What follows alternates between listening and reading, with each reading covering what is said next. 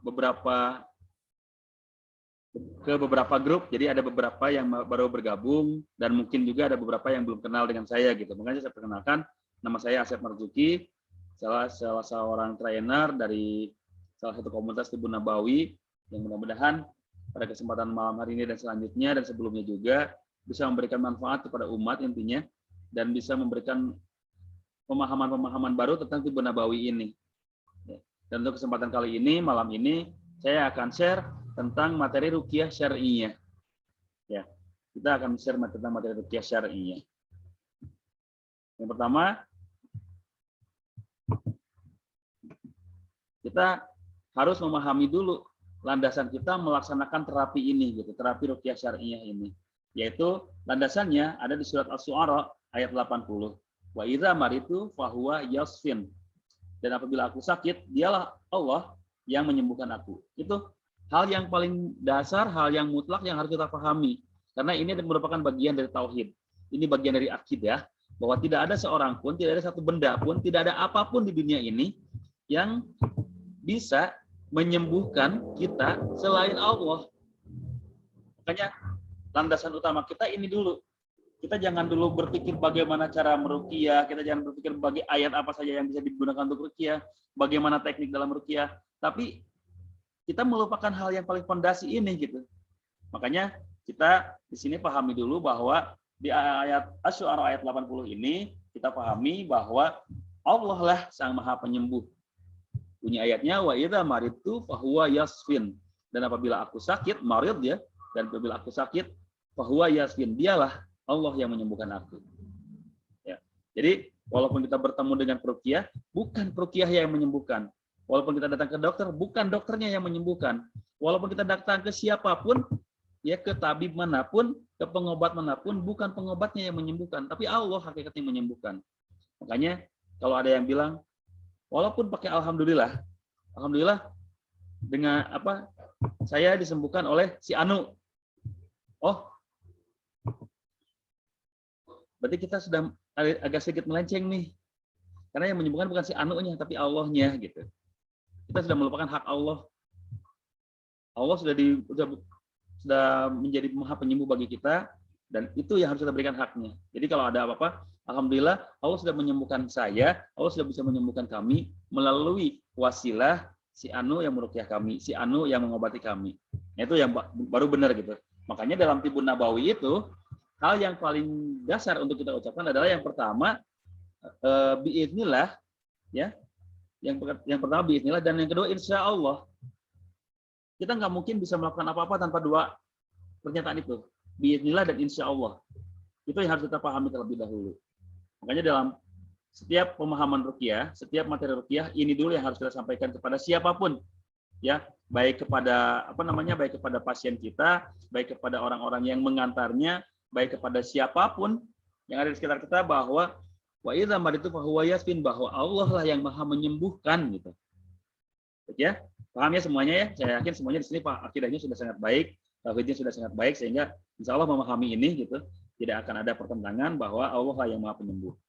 Nah, dan begitupun dengan kenapa dipakainya ruqyah yang syar'i, ruqyah yang menggunakan ayat Al-Qur'an, karena di Al-Isra ayat 82 dijelaskan bahwa wa nunazzilu minal Qur'ani ma huwa syifaa'u wa rahmah. Ya. Jadi dan kami Allah menurunkan Al-Qur'an dari suatu yang menjadi penawar dan rahmat bagi orang-orang yang beriman. Wa nunazzilu minal Qur'ani ma huwa syifaa'u wa rahmatul lil mu'minina. Jadi merupakan rahmat dan obat gitu ya. Penawar syifa bagi orang-orang yang beriman. Wala yazidu dzalimina illa khasyara. Dan tidaklah menambah kepada orang-orang yang zalim selain kerugian. Jadi kalau untuk yang zalim, Al-Qur'an ini pasti menjadikan sebuah kerugian, karena hukum-hukum yang ada di Al-Qur'an pasti merugikan bagi mereka gitu. Itu fakta ya. Itu fakta bagi yang meyakini itu. Kalau bagi orang-orang yang zalim, hukum-hukum dalam Al-Qur'an itu merugikan. Al-Qur'an melarang riba, tapi bagi orang-orang yang zalim, seolah-olah riba itu jalan yang paling bisa dilaksanakan untuk mendapatkan sesuatu gitu. Al-Qur'an melarang zina, tapi bagi orang-orang yang zalim, seolah-olah zina itu adalah cara kita untuk mendapatkan pasangan. Ya, jadi kepada siapapun yang beriman, Al-Quran akan menjadi syifa dan rahmah. Tapi bagi orang yang zalim, maka akan menjadi khasyarah, akan menjadi sebuah kerugian. Ya. Baik.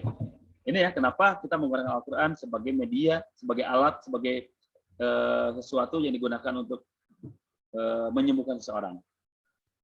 Dan ini juga di Al-Fussilat, katakanlah bagi setiap orang yang beriman, Al-Quran menjadi pemilik dan petunjuk bagi obat. Ya. Ini juga ada di surat Yunus yang menyatakan bahwa Al-Quran adalah obat.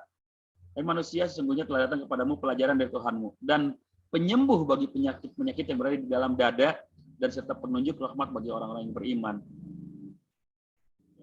Banyak ayat di Al-Quran yang mengatakan bahwa Al-Quran itu adalah sifat, Al-Quran itu adalah obat, Al-Quran adalah petunjuk, Al-Quran adalah rahmat. Itu di Al-Quran sudah sangat banyak. Terutama di sini kita yang bahas adalah Al-Quran sebagai sifat, itu luar biasa banyaknya dan memang luar biasa hasilnya, luar biasa khasiatnya. Tapi pada zaman dahulu kala ruqyah itu dilarang.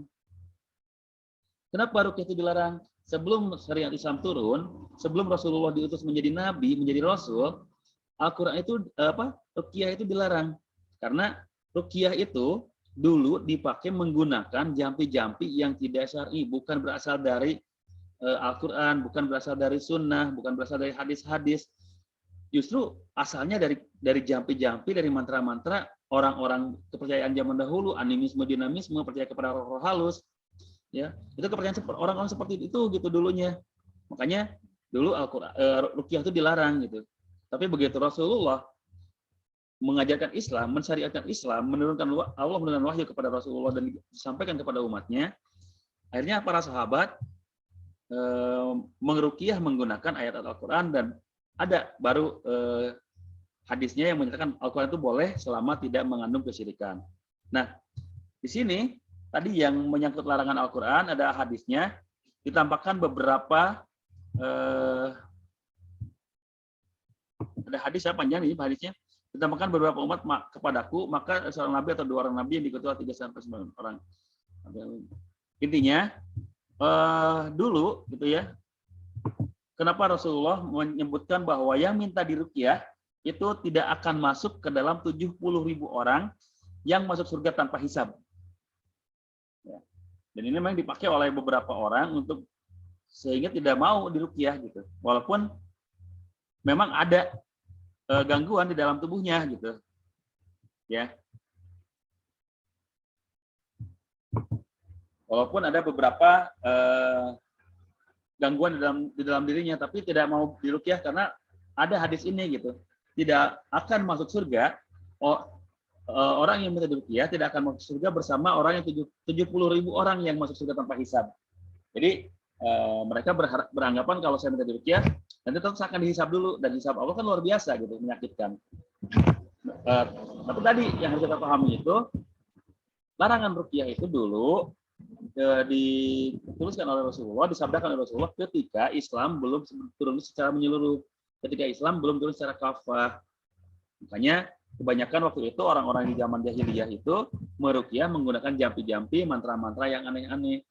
Begitupun di kita di Indonesia banyak orang-orang yang meruqyah dengan mantra-mantra yang aneh. Mungkin kalau orang Sunda ada yang menggunakan mantra-mantra yang disebutnya jangjawokan ya. Walaupun seolah-olah itu syar'i, seolah-olah itu berasal dari Al-Quran, tapi kan jelas itu dilarang. Contohnya banyak ya, nanti kita sama-sama dengarkan lah nantinya cara banyak yang jawaban di sana gitu ya. Nah, baik. Jadi ini dulu Rasulullah melarang meruqyah seseorang dan minta diruqyah kepada orang lain karena yang diruqyah itu tidak akan masuk surga bersama 70.000 orang yang masuk surga tanpa hisab. Dan kita pasti berharap ya tuh masuk surga tanpa hisab, pasti berharapnya seperti itu. Kalau ujian mungkin kita maunya ya ujian tanpa ujian langsung lulus gitu. Kayak sekarang ya, waktu corona gini, waktu pandemi gini, anak-anak sekolah langsung pada lulus aja. Setelah 2 tahun tidak sekolah juga lulus aja gitu tiba-tiba. Nah makanya kita pun berharap sebetulnya masuk surga tanpa hisab. Tapi mengapa yang diruqyah itu tidak akan masuk surga tanpa hisab? Karena tadi dulu pada saat Islam belum kafah disampaikan oleh Rasulullah, banyak orang yang meruqyah menggunakan mantra-mantra yang tidak sesuai syariat. Ya, baik. Barulah setelah Rasulullah menyampaikan Al-Quran secara kafah, Ahmad dan Abu Dawud menyampaikan dari Ibnu Mas'ud mendengar Rasulullah SAW bersabda, sesungguhnya ruqyah, tamimah, dan tiwalah adalah syirik. Oh, ini maksudnya yang ini, yang melarang ya, yang melarang ruqyah gitu ya. Tapi nah ini, larangan ruqyah ini karena apa? Karena dulu menggunakan ruqyahnya, tadi menggunakan jampe-jampe yang tidak sesuai syariat. Mantra-mantra yang tidak sesuai syariat. Bukan menggunakan ayat Al-Quran. Ya. Baru setelah kafah, maka digunakanlah ruqyah syariah. Yang ini hadisnya dari Abu Dawud nomor 4 nomor 2200 ya. Abu Dawud, la ba'sa biruqa ma lam takun syirkan. Tidak mengapa menggunakan ruqyah selama tidak mengandung kesyirikan. Ya. Jadi selama tidak mengandung kesyirikan insya Allah tidak bermasalah. Bahkan mungkin juga kita akan masuk surga tanpa hisab. Nah, pertanyaannya, terus bagaimana kalau kita terus-terusan minta diruqyah? Nah, itu yang jadi masalah gitu. Kalau kita terus-terusan minta diruqyah, khawatirnya tauhid kita, ketawakalan kita itu bergantung kepada ruqyah, bukan bergantung kepada Allah.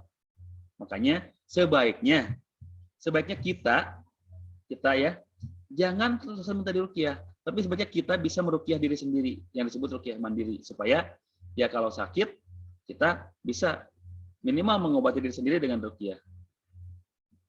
Ya. Karena ruqyah itu sebetulnya artinya luas. Ya, sebetulnya artinya luas ruqyah itu. Bukan hanya untuk mengusir jin kayak tadi di video ya, bukan hanya untuk mengusir gangguan sihir, tapi artinya luas. Yang namanya ruqa ya.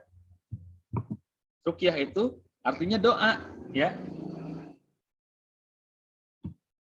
Baik, kita lewat saja yang ini. Nah, kita ke pengertiannya. Ruqyah itu adalah doa. Mungkin bagi sebagian orang menyebutnya jampi gitu ya. Tapi karena kita orang yang beriman, yang memeluk agama Islam, maka menyebut bahwa ruqyah itu adalah doa. Dan ruqyah syar'iyah adalah doa yang disyariatkan bersumber dari Al-Quran atau doa-doa yang masyhur atau menggunakan bahasa yang dimengerti. Jadi bukan simsalabim ya, bukan hombimpa alayum gambreng, bukan seperti itu. Ala kazam bukan seperti itu juga gitu. Menggunakan doa-doa yang disyariatkan bersumber dari Al-Quran dan Sunnah atau bahasa yang dimengerti. Misalkan kalau kita sakit gitu ya, kita ingin minta kesembuhan, ya Allah sembuhkanlah diri ini, sembuhkanlah hati ini dari berbagai macam penyakit yang selama ini menggerogoti tubuh ini, yang selama ini menggerogoti kolbu ini. Itu boleh berdoa dengan cara seperti itu, beruqyah dengan cara seperti itu. Apalagi kalau menggunakan ayat Al-Quran. Misalkan kalau kita sakit, Allahumma rabbana azibil ba'sa isfi anta syafi la sifaan illa sifauka sifaan la yughadiru saqama. Itu kan jelas ya doa kesembuhan. Nah, makanya itu yang boleh. Nah, kalau dulu kenapa dilarang? Karena dulu itu bukan menggunakan itu. Ada sampai sekarang juga kan sima aing, sima maung gitunya. Kayak seperti itulah gitu. Kalau di bahasa Sunda gitu masih ada seperti itu yang jawabannya. Nah, itu. Jadi kalau ada yang bilang ruqyah itu dilarang, ya ruqyah yang mana dulu? Karena dari sumbernya ruqyah itu kita bagi 3. Ya, ruqyah itu bagi 3. Yang pertama ruqyah syar'i, ruqyah syar'iyah. Jadi ruqyah yang sesuai syariat yang kita akan bahas saat ini. Ya, itu yang pertama. Yang kedua, ruqyah yang syirki. Ruqyah syirkiyah. Nah, ruqyah syirkiyah ini yang dilarang. Karena dalam ruqyahnya mengandung unsur kesyirikan. Biasanya kalau ruqyah yang syirki, ruqyah yang mengandung unsur kesyirikan, itu menggunakan media-media, benda-benda sehingga melupakan ketawakalan kita, melupakan keyakinan kita kepada Allah. Contoh, misalkan ada seseorang yang sakit, datang ke dalam tanda kutip para tidak normal, karena bukan orang pintar ya, karena yang pintar tuh mungkin kita menganggap mereka pintar karena kitanya bodoh gitu. Tapi kalau kitanya sudah pintar, menganggap justru mereka itu bodoh gitu. Datang ke orang pintar, katanya, dikasih sesuatu. Dek, ya Mbah, kalau Ade menggunakan ini, Ade tidak akan kena penyakit apapun. Bahkan Ade bisa lebih mendapatkan rezeki yang banyak. Oh ya Mbah, saya terima. Terima. Begitu barangnya lupa, ditaruh di mana, hilang, luar biasa ketakutannya. Luar biasa kegelisahannya. Waduh, bendanya hilang. Bagaimana nanti saya bisa sembuh? Bagaimana nanti saya bisa mendapatkan rezeki? Bendanya itu hilang. Lah, yang memberi kesembuhan siapa? Yang memberi rezeki siapa gitu? Kenapa kita harus bergantung kepada benda itu? Kalau hilang ya sudah hilang saja, itu sudah takdirnya Allah gitu. Ya, mungkin Allah sudah ingin menyelamatkan kita dari kesyirikan sebetulnya gitu. Nah, bisa seperti itu kalau ruqyah yang syirki. Bahkan medianya pun, benda yang dikasihnya pun itu kadang-kadang seperti berasal dari Al-Qur'an. Ayat-ayat Al-Qur'an dilipat-lipat, ditaruh di dompet tujuannya untuk penjagaan. Mas Bro, Basis nih dengerin ya. Yang menjaga kita itu Allah. Al-Qur'an itu ayat suci. Kalau kita simpan ya di tempat-tempat yang sangat menjijikan, contoh taruh di dompet dan kebanyakan dompet ditaruhnya di pantat, itu sama aja menghina gitu. Jadi ya sudah, kalau memang keyakinan seperti itu berarti sudah terganggu akidah kita, terganggu tauhid kita. Karena seharusnya Al-Qur'an itu bukan digunakan seperti itu, tapi Al-Qur'an itu dibaca, difahami dan diamalkan. Baru itu akan menjadi sifat bagi kita, baru kita akan menjadi rahmat bagi kita gitu. Ya, makanya seperti tadi saya bilang, ruqyah memang asal katanya dari jampi, ya. Baru ruqyah syar'iyah kita ganti menjadi doa, karena bersumber dari Al-Quran dan doa-doa yang masyhur. Ya, baik. Terus yang selanjutnya,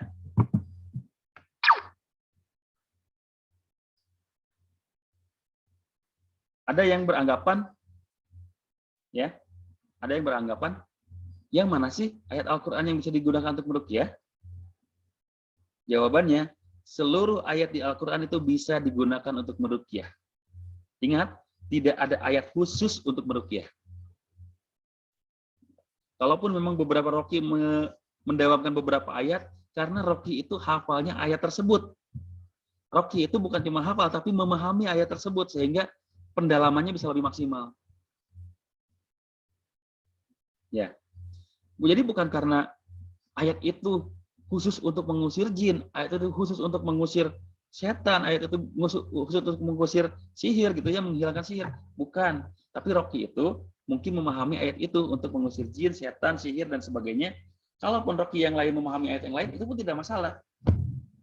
Contoh, misalkan saya kalau meruqyah orang-orang yang kena sihir, itu lebih nyaman, lebih enak, lebih maksimal hasilnya kalau membacakan Al-Baqarah 102. Ya. Tapi kalau ada yang membacakan ayat lain, misalkan, ya nggak jadi masalah juga.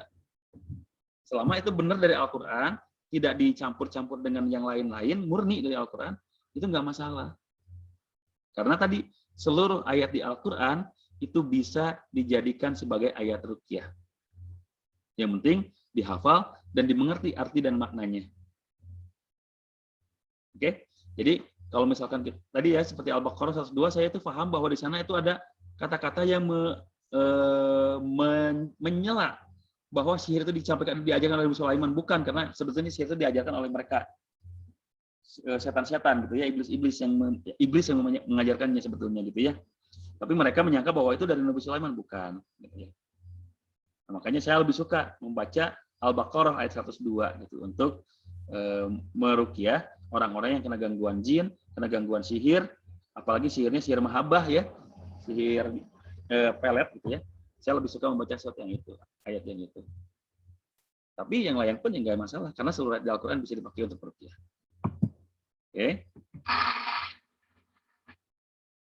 Terus hasil dalam ruqyah itu untuk presentasi keberhasilan itu, kalau kita menggunakan teknik-teknik ruqyah yang diajarkan oleh beberapa komunitas itu ya, teknik apa yang diajarkan oleh beberapa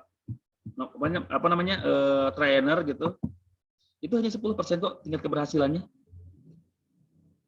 Cuma 10% tingkat keberhasilannya. Karena apa? Yang mempengaruhi kesembuhan seseorang itu bukan teknik dalam ruqyahnya.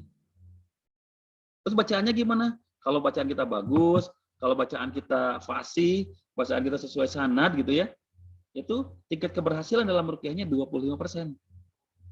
Gak banyak-banyak amat ternyata ya. Gak banyak-banyak amat ternyata yang keberhasilan dalam ruqyah itu. Terus yang paling besar apa? Keikhlasan. Karena doa yang diijabah, doa yang mustajab itu adalah doa yang mukhlis, doa orang-orang yang ikhlas. Kalau kita ikhlas mendoakan seseorang, ya tadi doa itu adalah ruqyah, ya ruqyah itu adalah doa. Kalau kita ikhlas meruqyah seseorang, maka walaupun maaf bacaan kita masih terbata-bata, kita tidak menguasai teknik ruqyah, insya Allah akan lebih besar khasiatnya, akan lebih besar manfaatnya. Ya.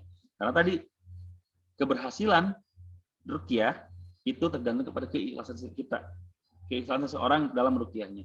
Contoh, kalau ibu kita mendoakan kita, ikhlas nggak? Saya yakin pasti ikhlas. Makanya doa ibu mustajab sekali. Ayah kita pun sebetulnya ikhlas, tapi beda dengan ibu. Ibu itu perasaannya lebih halus, ibu itu perasaannya lebih peka, makanya Rasulullah sampai menyebut ibu itu 3 kali yang harus disayangi, harus didahulukan. Ibumu, baru ayahmu. Nah, makanya tingkat keberhasilan ruqyah itu tergantung dari keikhlasannya. Keikhlasan yang meruqyah, keikhlasan yang diruqyah. Ya. Nah, makanya di sini kita kenapa harus bisa meruqyah diri sendiri? Kenapa kita harus bisa ruqyah mandiri? Karena kita mendoakan diri kita itu pasti ikhlas. Tidak mungkin kita mendoakan diri kita minta pamrih, minta bayaran, minta sesuatu, minta imbalan, nggak mungkin. Kita minta apa sih ke diri kita gitu? Menjaga diri sendiri saja kita sudah kerepotan, makanya bisa sampai sakit juga gitu ya. Apalagi kita minta sesuatu dari diri kita. Jadi nggak mungkin kalau kita mendoakan diri kita sendiri, diri kita pribadi, sampai tidak ikhlas. Pasti ikhlas. Makanya untuk bisa lebih maksimal hasilnya, penyembuhannya, coba lakukan ruqyah mandiri. Lakukan dengan penuh keikhlasan. Oke ya? Setuju ya? Jadi meruqyah itu kunci keberhasilannya ada di keikhlasan. Bapak Ibu semuanya. Nah, pendekatan ruqyah syar'iyah itu ada 2. Yang pertama sifatnya tauqifiyah. Apa tauqifiyah? Tauqifiyah itu harus sesuai dalil dan tidak boleh melakukan improvisasi. Dan ini hanya berlaku pada bacaannya saja, yaitu Al-Quran. Di mana membaca Al-Quran untuk pas ruqyah tidak boleh dilakukan perubahan. Karena banyak orang-orang yang seolah-olah membaca Al-Quran tapi aneh-aneh bacaannya gitu. Saya pernah dengar orang yang membaca Al-Quran untuk mengobati seseorang, bacaannya qul huwallahu qul hugeni. Heran. Artinya juga jauh. Ada yang seperti itu. Padahal kalau kita tahu yang namanya itu bacaan Al-Quran itu tidak boleh dirubah-rubah gitu. Tidak boleh tambah-tambah. Kalaupun harus dipotong, misalkan kita membaca beberapa potongan-potongan ayat, ya tetap harus sempurna gitu. Tidak boleh jadi rubah seperti itu gitu. Nah, makanya pendekatan ruqyah itu sifatnya tauqifiyah, tidak boleh ada perubahan, apalagi bacaannya. Sudah jelas itu tidak boleh ada perubahan. Ya. Tapi ada juga yang bersifatnya tajribiyah. Tajribiyah itu boleh dilakukan sesuai dengan kebutuhan dan perkembangan zaman. Dan ini hanya berlaku pada metode terapi dan diagnosanya saja. Sementara beberapa bagian tetap harus merujuk kepada dalil. Contohnya, Ibnu Taimiyah dulu pernah meruqyah menggunakan tongkat untuk memukul pasien. Sejarahnya gini, Ibnu Taimiyah itu dulu pada saat meruqyah pasien, meruqyah seseorang yang sakit, yang kena gangguan jin, Ibnu Taimiyah memukul orang itu dengan niat memukul jinnya. Apa yang terjadi? Ya, jinnya luar biasa kesakitan. Jinnya luar biasa sengsara, menderita kesakitannya luar biasa. Tapi begitu sadar, orangnya tidak merasakan sakit apa-apa. Kenapa? Yang memukulnya orang soleh, yang luar biasa soleh. Yang mungkin di dalam hatinya sudah benar-benar makrifat kepada Allah. Ya, sudah tidak ada lagi keterikatan dengan dunia. Makanya begitu dipukul oleh Ibnu Taimiyah dulu, orang tersebut tidak merasakan sakit setelahnya. Ya, gitu. Terus ada juga Imam Ahmad bin Hambal ya. Imam Ahmad pernah meruqyah dengan menggunakan terompah. Ceritanya seperti ini. Dulu kan tidak seperti sekarang ya. Kita kalau menulis sesuatu menggunakan mesin atau menggunakan alat seperti laptop, komputer dan sebagainya. Bahkan di gadget kita bisa menggunakan alat untuk menulis. Jadi kalau ada sesuatu yang harus meninggalkan kita menulis tulisan kita itu masih aman, ya, masih bisa di save, masih bisa disimpan di memori-memori yang lain gitu ya. Tapi dulu pada saat Imam Ahmad, ya, pada saat Imam Ahmad menulis kitab, kalau ditinggalkan, apalagi dalam jangka waktu lama, pasti bakal lupa. Karena itu fitrahnya manusia. Itu fitrahnya manusia. Makanya waktu itu ada kejadian, ada orang yang kesurupan, mungkin santrinya muridnya Ustadz Imam Ahmad ya, muridnya Imam Ahmad itu salah satu kesurupan. Pada saat Imam Ahmad sedang menulis sebuah kitab. Ya. Pada saat Imam Ahmad menulis sebuah kitab. Kemudian orang mungkin muridnya datang, kalau sekarang mungkin bilangnya gini, Ustaz, tolong si fulan kesurupan. Imam Ahmad bingung, kalau dia harus meninggalkan menulis ini nanti lupa. Ya sudah, Imam Ahmad kasih terompahnya, sendalnya. Nih, kasihkan ke orang yang kesurupan tadi. Orang si muridnya itu bingung, lah itu ada orang yang kesurupan, kok saya disuruh pegang terompahnya gitu. Kan kebingungan santrinya muridnya ini gitu. Yaudah, karena ini suruhan dari guru, datang aja. Begitu diperlihatkan kepada orang kesurupan, terompahnya Imam Ahmad, sadar langsung. Wah, luar biasa ini terompahnya Imam Ahmad. Beberapa waktu kemudian Imam Ahmad meninggal, orang tersebut kesurupan lagi. Karena ada apa? Karena ada cara dulu ya. Wah, menggunakan ini nih, menggunakan terompahnya, menggunakan sendalnya. Ambil lagi sendal Imam Ahmad, diperlihatkan? Enggak sadar. Kenapa? Karena yang ditakuti oleh jinnya bukan terompahnya, tapi orangnya, Imam Ahmadnya. Nah, makanya setelah itu baru dipahami, oh ternyata dulu Imam Ahmad ditakuti juga oleh bangsa jin, ditakuti juga oleh setan. Sampai seperti itu gitu kejadiannya. Nah, terus ada juga Wahab bin Munabi itu menentukan 7 daun bidadari tumbuk ya untuk menetralisir sihir. Itu cara-cara, teknik-teknik yang memang merupakan improvisasi dari dari para ulama, para masyayikh yang memang kadar kesolehannya sudah tidak diragukan lagi. Ya. Nah itu kalau hal-hal seperti itu boleh melalui proses improvisasi. Contohnya kayak sekarang kalau misalkan dulu kita kan nggak mungkin meruqyah secara online karena untuk bisa bercakap-cakap dengan orang lain di jarak jauh itu tidak mungkin bisa dilakukan seperti sekarang gitu. Kunci motor. Ya. Tidak bisa dilakukan seperti sekarang. Kita bisa berbicara dengan orang lain dari jarak jauh itu pasti harus menggunakan sesuatu yang mungkin sekarang itu udah nggak ada, udah mustahil gitu ya.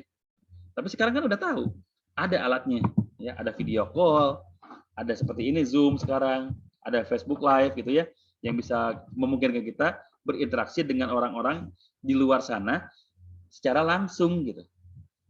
Jadi kalau misalkan emang meruqyah secara online ada sunnahnya, ya enggak lah. Dulu Rasulullah nggak menggunakan ini gitu, nggak menggunakan metode online untuk meruqyah gitu. Tapi karena kita sudah melalui perkembangan zaman, ya itu tetap tidak dipersalahkan gitu kalau menggunakan sistem online. Ya. Jadi kalau bacaannya tetap kita tahu kifiyah, itu sesuai dalil. Tapi kalau teknisnya yang tidak melanggar syariat itu boleh dilakukan. Karena metode ruqyah ini adalah metode pengobatan, jadi ada improvisasi yang diperbolehkan, ada tajribiyah yang diperbolehkan. Ya, baik. Itu ya pendekatan ruqyah syar'iyah. Yang keduanya, tata cara melakukan ruqyah. Tata cara melakukan ruqyah, yang pertama, hendaklah menggunakan kalamullah atau asma dan sifatnya. Jadi yang pertama gunakan kalamullah. Ya, menggunakan kalamullah, ayat-ayat Allah. Ya tadi, bukan menggunakan simsalabim, bukan menggunakan alakazam, bukan menggunakan apalagi ya. Tadi sima aing sima mau, bukan menggunakan seperti itu. Karena ruqyah syar'i itu menggunakan kalam Allah. Ya, bacaan-bacaan yang dicontohkan yang memang dari Allah gitu. Walaupun contohkan oleh Rasulullah, tapi saya yakin itu Allah yang mencontohkannya. Karena Rasulullah itu kan berdasarkan wahyu. Ya. Jadi menggunakan kalam Allah. Terus yang kedua, menggunakan bahasa Arab atau bahasa lain yang dimengerti dan tidak mengandung kesyirikan. Maksudnya bahasa yang dimengerti itu ya tadi, ya Allah, jika memang sakit ini adalah cobaan bagi kami, maka ya Allah ringankanlah cobaan ini. Ya Allah, maka kuatkanlah diri kami menghadapi cobaan ini. Atau mungkin, ya Allah, hamba mohon kepada Engkau sembuhkanlah penyakit ini. Jadi boleh kalau menggunakan bahasa-bahasa yang dimengerti seperti itu ya. Yang tidak boleh itu tadi menggunakan bahasa-bahasa yang tidak dimengerti. Dan yang terakhir yang paling penting, berkeyakinan bahwa bukanlah proses ruqyah yang memberikan kesembuhan, tapi Allah yang memberikannya. Jadi jangan sampai kita berpikir, lah, saya udah diruqyah beberapa kali, tapi kok nggak sembuh-sembuh. Mas bro, basis, akhi, ukti, dengerin ya. Yang memberikan kesembuhan itu bukan peruqyah, bukan ruqyahnya, tapi Allah. Jadi kalau kita udah diruqyah berkali-kali pun, kalau Allah belum memberikan kesembuhan, ya kita nggak bisa bilang apa-apa. Karena memang itu haknya Allah. Ya, sepakat ya? Tidak ada lagi kita berpikir, kita harus berapa kali diruqyah sih bisa sampai sembuh? Tidak ada yang bisa memberikan jawaban pasti. Saya harus berapa kali diterapi, Pak, supaya bisa sembuh? Kalau saya tahu, ya udah saya lakukan sekarang aja semuanya gitu. Tapi karena tadi misteri kesembuhan itu Allah yang benar-benar menyimpannya, mengaturnya, jadi ya udah nggak mungkin ada yang bisa memastikannya. Ya, jadi itu ya. Yang paling penting itu adalah berkeyakinan bahwa bukan proses ruqyah yang memberikan kesembuhan, tapi Allah yang memberikannya. Itu dulu yang kita pahami. Jangan sampai kita berpemahaman yang menyimpang gitu ya. Karena kalau berpemahaman menyimpang tentang ini taruhannya akidah kita, taruhannya tauhid kita. Baik. Selanjutnya kita akan memahami dulu kenapa kita perlu diruqyah. Karena kita itu bisa sering mengalami gangguan. Gangguan ada berbagai macam. Gangguan penyakit ya. Penyakit itu ada dua tipe, ada medis dan non medis. Kalau medis biasanya kenanya ke fisik. Kalau medis itu biasanya kenanya ke fisik. Tapi kalau non medis itu bisa kenanya kemana-mana. Ke fisik bisa, ke psikologis bisa, ke lahir bisa, ke batin bisa. Itu kalau non medis. Oke lah. Kalau diagnosa medis kemarin kita sudah bahas di pertemuan pertama. Ada yang anamnesa, ada diagnosa telapak tangan, diagnosa wajah dan lain sebagainya. Tapi sekarang kita akan melakukan diagnosa yang sifatnya non medis. Pertama, ada penyakit non medis yang kena ke fisik. Yang biasa untuk orang istilah-istilah keilmuan itu, ilmu kesehatan itu disebutnya penyakit psikosomatis. Ternyata ada berbagai macam penyakit fisik yang akibatnya psikologis, yang penyebabnya dari faktor psikologis. Ada loh. Ya, ada. Contoh, penyakit mah, ya, penyakit mah kita meyakini itu akibat seringnya telat makan, tidak teraturnya pola makan. Padahal penentu terjadinya penyakit mah yang paling dominan adalah stres. Lah, kenapa? Karena stres itu meningkatkan asam lambung, meningkat secara drastis. Ya, jadi stres itu bukan penyakit fisik semata loh. Tapi stres itu adalah penyakit psikologis yang disebut penyakit psikosomatis. Penyebabnya psikologis, tapi kenanya ke fisik kita, ke lambung kita. Sebenarnya itu. Yang kedua, asma.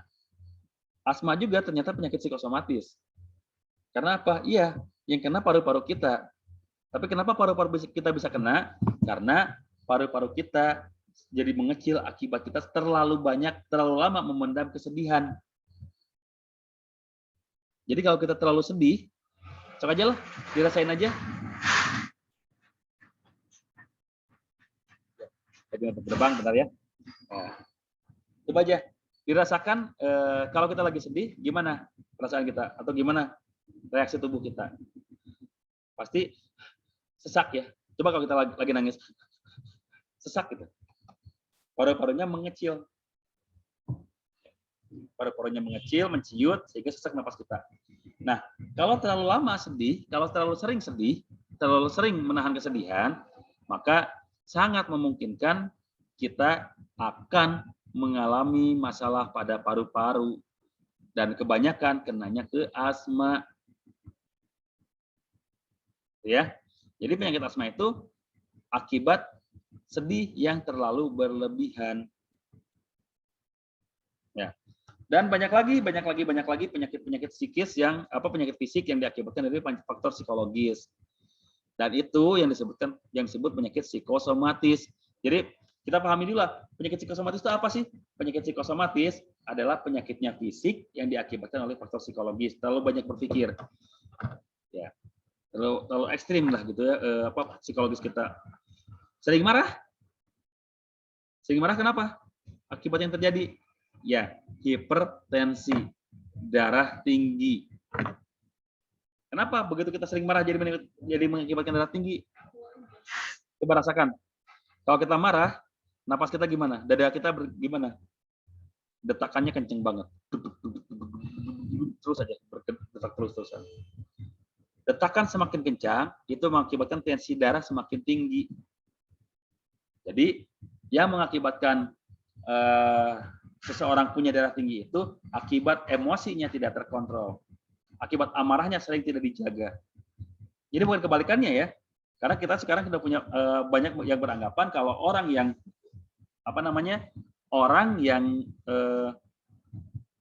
sering marah, orang yang emosian itu diakibatkan oleh darah tinggi. Banyak yang seperti itu. Pantas dia mah sering marah, soalnya darah tinggi juga sih. Padahal kebalik. Harusnya kita balik. Pantas dia darah tinggi, soalnya dia sering marah, harusnya gitu. Ya. Jadi kita harus pahami dulu, ternyata orang-orang yang punya darah tinggi bukan karena darah tingginya dia jadi cepat marah, tapi justru karena cepat marah dia jadi kena darah tinggi. Nah, itu ya contoh-contoh penyakit psikosomatis. Nanti masih banyak lagi contoh-contoh penyakit psikosomatis. Pokoknya kalau kita psikologis kita terganggu, baik itu stres, baik itu banyak pikiran, baik itu sedih menahun, terus menahan amarah, banyak lah ya, pasti fisik kita pun akan berpengaruh. Banyak orang-orang yang minder, tidak optimis akan mendapatkan kesembuhan, tiba-tiba penyakitnya lama parah. Ya karena diri kita itu sudah ada di pikiran kita, saya tidak akan sembuh, ya sudah tidak akan sembuh. Tapi kalau kita optimis, insya Allah saya pasti sembuh. Selama apapun dia sakit, insya Allah Allah akan memberikan kesembuhan. Karena yang diucapkan itu adalah doa. Ya, jadi itu ya penyakit psikosomatis itu di situ contohnya gitu ya, contohnya. Dan ada juga penyakit-penyakit yang diakibatkan oleh bukan cuma dari psikologis, tapi diakibatkan oleh faktor gangguan eksternal. Ada gangguan jin, gangguan sihir, dan ain. Nah di sini kita akan bahas satu persatu tentang ciri-cirinya saja dulu ya. Ciri-cirinya dulu, gangguan jin, gangguan sihir, dan ain. Barangkali ada di antara Bapak Ibu semuanya yang mengalami ini gitu. Kalau memang mengalami ini, ya silahkan rutinkan ruqyah mandiri. Ya, baik. Tapi sebelum ke situ, kita akan pelajari dulu cara meruqyah. Cara meruqyah itu yang pertama kita lakukan diagnosa dulu. Ya, kita lakukan diagnosa dulu untuk mengetahui di mana sumber gangguannya. Apakah dia itu karena faktor psikologis atau memang karena faktor gangguan. Tetap diagnosa yang pertama, walaupun untuk kasus ruqyah, ya kita lakukan dulu anamnesa. Kita lakukan dulu wawancara. Pak, Bu, apa yang dirasakan selama ini? Saya emosi tidak terjaga. Saya merasa sering sedih. Saya merasa ini. Baru nanti kita simpulkan, oh, si ibu ini ternyata faktor psikologis. Oh, si ibu ini positif ternyata ada gangguan jin. Oh, si ibu ini ternyata positif ada gangguan sihir. Makanya tadi keluhannya seperti itu. Ya. Jadi kita diagnosa dulu, tetap kita diagnosa dulu. Baru setelah kita diagnosa, lakukan prosesnya. Proses ruqyah. Ya. Proses ruqyah ya, kita membacakan ayat Al-Quran kepada orang tersebut supaya orang tersebut mendengarkannya dengan khusyuk, fokus, konsentrasi, dan biasanya kalau ada gangguan non medis, gangguan eksternal, baik itu gangguan jin, sihir ataupun ain, biasanya orang tersebut mengalami reaksi. Reaksi pada saat proses ruqyah itu macam-macam. Ada yang terasa, ada juga yang tidak terasa. Kalau tidak terasa, tiba-tiba begitu selesai ruqyah merasa lebih nyaman, lebih tenang, ibadah jadi lebih khusyuk. Kalau setelah diruqyah itu mungkin reaksi positifnya. Tapi ada juga yang mengalami reaksi negatif. Contohnya pada saat diruqyah tiba-tiba ada bagian tubuh yang menjadi lebih sakit pada saat diruqyah ya, pegel, terus panas, dingin ataupun menggigil gitu ya pada saat diruqyah. Bahkan ada juga yang sampai maaf dalam tanda kutip muntah, ingin mengeluarkan sesuatu dari dalam tubuh sebagai bentuk detoksifikasi. Ada juga yang sampai lebih ekstrim lagi, yang sampai kesadarannya terganggu atau dalam tanda kutip sampai kesurupan. Banyak reaksi-reaksi setelah ruqyah, pada saat ruqyah gitu ya. Tapi kita tidak bisa memukul rata. Kalau dia tidak bereaksi, berarti tidak ada gangguan jin. Tidak seperti itu. Karena bisa jadi tadi ada reaksi yang tidak dirasakan gitu. Ada reaksi yang tidak dirasakan. Makanya kita perlu perlu mendiagnosa secara detail dulu gitu. Baru kita lihat prosesnya. Oh ternyata dari hasil diagnosa tadi reaksinya seperti ini. Oh berarti ini penyakitnya ini. Nah setelah prosesnya kita jalankan, baru konseling nantinya. Dan ini biasanya yang paling lama. Untuk meruqyah itu biasanya proses ruqyah itu paling 15 menit, setengah jam beres. Tapi konselingnya bisa sampai 2 jam, 3 jam baru selesai. Konselnya gimana? Ya konselnya yang paling pertama kali kita lakukan pada saat konseling adalah mendengarkan. Ya, mendengarkan aja dulu. Paling kalaupun nggak beri tanggapan, oh iya, oh gitu Bu, oh iya Bu. Sebagai ekspresi bahwa kita sedang mendengarkan dia. Jangan langsung didakwahi. Gitu. Tidak semua orang yang diruqyah itu ingin mendengarkan dakwah kita gitu. Justru kebanyakan orang itu ingin didengarkan terlebih dahulu. Kalau dia sudah keluar unek-uneknya semuanya, baru kita masukkan pemahaman-pemahaman kita, dakwah-dakwah kita kepada orang yang bersangkutan.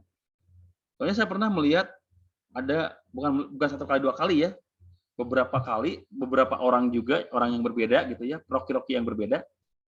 Setelah selesai ruqyah, Pak Bu, jelas ya, setelah di ruqyah tadi ternyata ibu mengalami gangguan jin. Makanya ibu harus gini, harus gini, harus gini, harus gini, harus gini. Padahal si ibunya udah melakukan itu semuanya. Ibu harus rajin saum sunnahnya, ibu harus rajin ibadahnya, ibu harus rajin sedekahnya, ibu harus rajin qiyamul lailnya, ya.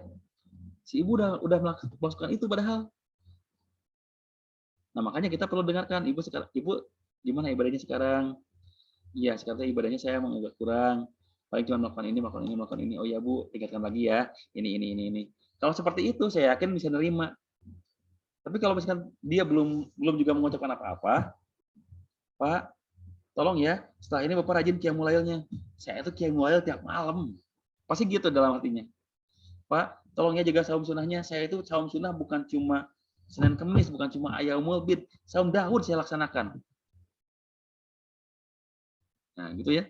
Tapi kalau udah dengar, ya saya memang merasa ibadah saya lagi turun, Pak.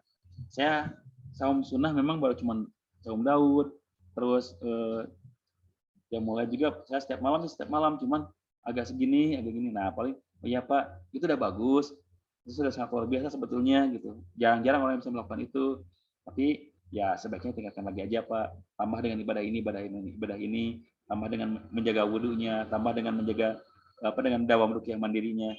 Insya Allah nanti Bapak akan terhindar dari gangguan yang selama ini mengganggu Bapak gitu. Karena tidak menutup kemungkinan orang soleh pun kena gangguan jin. Kalau memang orang soleh tidak mungkin gangguan jin, Rasulullah itu pernah kena sihir. Ya. Yang paling soleh yang pernah ada di muka bumi, Rasulullah SAW itu pernah kena sihir. Apalagi cuma level kita gitu. Yang mungkin ibadahnya sangat jauh dibanding Rasulullah. Ya.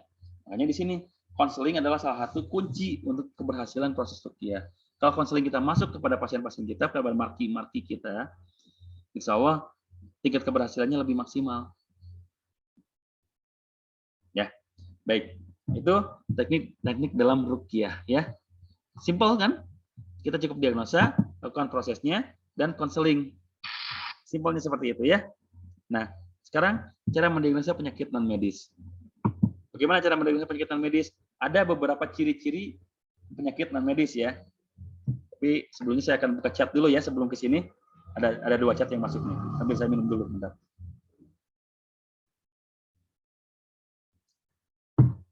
Dan saya lanjutkan share screen-nya karena saya akan membaca chat dulu yang masuk ya.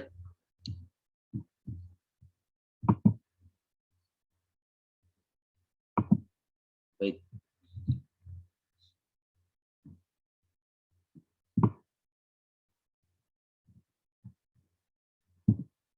Kalau di Al-Quran bahwa akan penawar bagi orang yang beriman, jadi apakah ruqyah itu bisa dipraktikkan kepada non-muslim?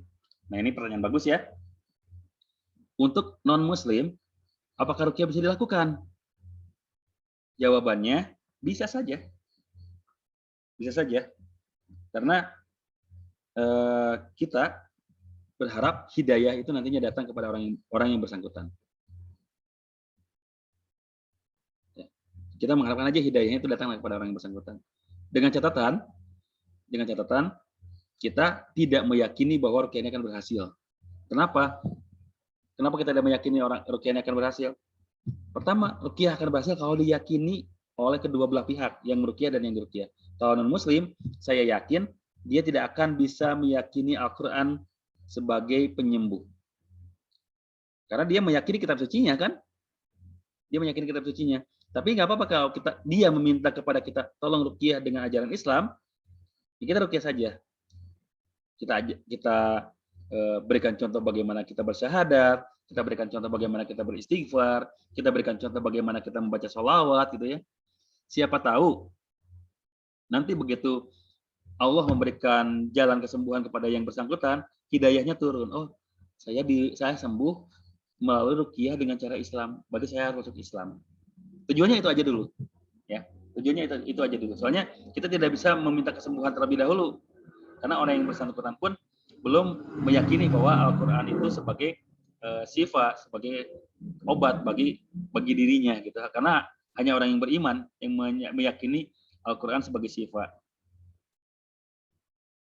Ya, itu ya. Jadi boleh nggak? Boleh. Selama tadi tujuannya untuk meminta hidayah kepada Allah, mudah-mudahan dengan kita meruqyahnya, yang bersangkutan bisa masuk ke dalam Islam. Karena saya mendengar testimoni bukan sedikit, bahkan saya sendiri pun pernah melakukannya. Ada orang yang diruqyah, non-muslim, mendengarkan bacaan-bacaan ayat ruqyah, tidak lama kemudian dia bertemu kepada saya dan, Kang, mau nggak Akang menemani saya atau membimbing saya untuk masuk Islam? Yang dirasakan saat itu saya luar biasa bahagia, ya, sangat bahagia sekali pada saat itu, karena itu merupakan salah satu keberhasilan dalam dakwah, mengajak orang kepada keislaman, kepada keimanan, itu luar biasa. Ya. Itu ya. Jadi jawaban saya boleh, selama tadi tujuannya untuk meraih hidayah dari Allah. Terus ada pertanyaan yang berikutnya. Pertanyaan tentang materi kemarin ya, tentang anatomi tubuh. Sebenarnya dipelajari. Pertanyaannya buku atau e-book yang recommended. Sebetulnya untuk ini Bu Juliana ya, Bu Juliana. Sebetulnya untuk buku yang recommend untuk anatomi, buku SMP, biologi SMP saja sebetulnya udah recommend sekali ini. Untuk anatomi, baca buku biologi SMP sudah sangat recommended sebetulnya. Ya, tapi kalau mau anatomi yang lebih detail lagi, ya kita cari aja buku-buku yang memang mempelajari anatomi tubuh. Jadi saya sih nggak bisa menyebutkan satu persatu judulnya, tapi silakan aja dicek aja buku yang menjelaskan tentang anatomi tubuh. Minimal letak organ tubuh, kemudian fungsinya, dan yang ketiga malfungsinya. Jadi kalau organ itu tidak berfungsi, penyakit apa yang diderita gitu. Ya. Jadi silakan. Kalau saya tidak bisa merekomendasikan satu persatu Bu ya, lebih suka gitu ya, saya lebih suka ke bukunya Ustadz Katur, karya-karyanya Ustadz Katur Suhardi dalam bekam itu, anatomi desain sempurna beliau sangat luar biasa, nyaman gitu, enak gitu untuk diperhatikan gitu ya. Jadi bolehlah cari-cari hasil karya itu Ustadz Katur kalau memang betul-betul perlu rekomendasi gitu ya. Dalam pengobatan terapi ruqyah, boleh kita menggunakan batu giok atau batu lain yang menurut ilmu kesehatan bisa mengeluarkan sinar inframerah dan sebagainya. Yang katanya bisa berpengaruh positif terhadap tubuh manusia dan menjauhkan diri orang-orang hal yang gitu. Nah ini, menggunakan batu-batu seperti ini atau media lain seperti ini, itu agak rentan. Ya, agak rentan. Kalau kita tidak meyakini bahwa batu ini yang akan memberikan manfaat, yang tidak memberikan manfaat lebih dibandingkan datangnya kesehatan dari Allah, itu masih boleh. Contohnya kita tadi ya, batu giok itu memberikan sinar inframerah sehingga bisa memberikan melancarkan peredaran darah, itu masih diperbolehkan kalau cuma seperti itu gitu. Tapi kalau untuk menjauhkan dari aura hal-hal negatif, itu dikhawatirkan nanti kalau batu gioknya hilang, kita malah lebih bingung mencari batu gioknya dibanding bingung mencari Allah gitu. Nah, yang dikhawatirkannya itu. Jadi sebaiknya kalau menurut saya gitu ya, kalau menurut saya pribadi ini pemahaman saya, supaya akidah kita lurus, supaya tauhid kita terjaga nyaman, kita sebaiknya jangan bergantung kepada benda, apalagi dengan tujuan seperti tadi untuk menjauhkan dari aura-aura dan hal-hal negatif, terus untuk mempermudah datangnya rezeki, itu sebaiknya dihindari. Kalau ada yang menyebutkan manfaatnya seperti itu. Tapi kalau seperti tadi, kalau manfaatnya untuk untuk sekedar melancarkan aliran darah, untuk sekedar pokoknya yang berhubungan dengan fisik ya, itu insya Allah masih boleh. Ya, jadi tadi kalau masih fisik manfaatnya silahkan, tapi kalau sudah non fisik lebih baik dihindari. Ya, lebih baik dihindari supaya kita terjaga. Khawatirnya kita malah tergelincir hanya gara-gara hal seperti itu. Ya, yang selanjutnya saya akan kembali share screen ya, karena ada beberapa tadi materi yang sudah dipersiapkan, dari PowerPoint-nya yang sudah disiapkan. Ya mungkin yang di Zoom ini melihat, tapi kalau yang di live Facebook saya yakin nggak melihatnya gitu ya. Karena memang sengaja materi ini saya hanya perlihatkan untuk peserta yang mengikuti Zoom ini saja. Ya. Ciri-ciri penyakit akibat sihir. Pertama, terjadinya perubahan kesehatan secara drastis. Contoh, ada orang yang beberapa hari sebelumnya mukanya masih biasa-biasa saja. Tidak ada indikasi bahwa dia akan mengalami penyakit seperti yang dialami sekarang. Sekarang ternyata mukanya timbul bintik-bintik, timbul bentol-bentol. Bukan jerawat ya, bentol-bentol yang gatalnya luar biasa sampai kulitnya mengelupas. Dan ternyata setelah diruqyah, ternyata orang itu disihir di mukanya supaya mukanya tidak menarik. Jadi perubahan kesehatan drastis. Benar-benar drastis perubahan kesehatannya. Ya. Nah, itu yang pertama. Tapi kita juga sering ada yang beranggapan salah gitu. Contoh, saya saat ini masih bisa lari. Ya, masih bisa jogging lari pagi. Besok tiba-tiba kaki saya sakit. Tidak bisa dipakai lari. Kalau kita berpikir bahwa oh ini penyakitnya mendadak nih, mungkin kena sihir. Terlalu awal menyimpulkannya gitu ya. Karena kita sudah diagnosa dulu, mungkin nggak pas kita lahir terkilir, atau mungkin kan sebelumnya sudah ada gejala asam urat, atau mungkin sebelumnya sudah ada gejala rematik misalkan seperti itu. Kalau memang sebelumnya belum ada dan tidak terkilir juga, bisa aja kena sihir. Karena perubahan kesehatannya berubah secara drastis gitu ya. Tapi kalau emang ada sebelumnya, itu bukan karena sihir, tapi karena ada gejala yang kita tidak perhatikan sebelumnya. Ya. Jadi hati-hati, terjadi perubahan kesehatan walaupun drastis. Kalau memang sebelumnya ada gejala gitu ya, ya kita hati-hati, jangan langsung memvonis ini kena sihir. Ya. Jadi yang kayak yang tadi, nggak apa-apa nih, muka kita sekarang nggak apa-apa. Kok tiba-tiba beberapa hari kemudian udah muncul bentol-bentol, gatal-gatal yang luar biasa, mengelupas kulitnya. Saya mengalami menangani pasien seperti itu.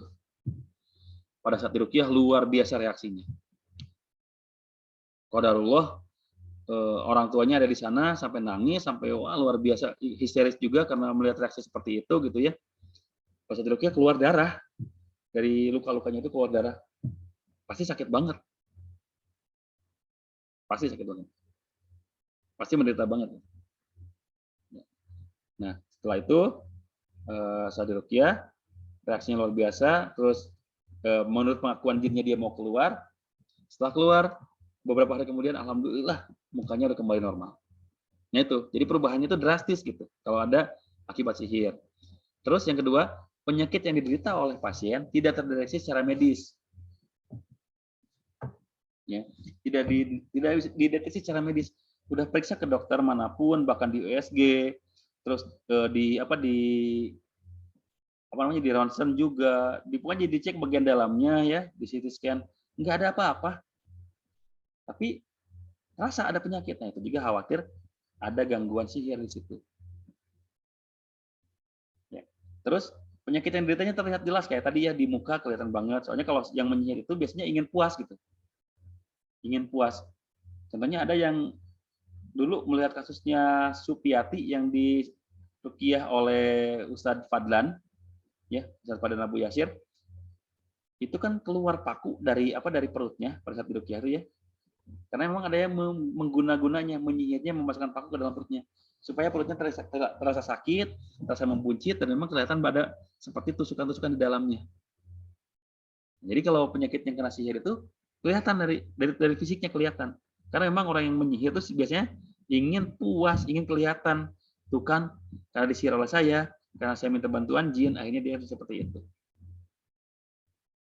Ya.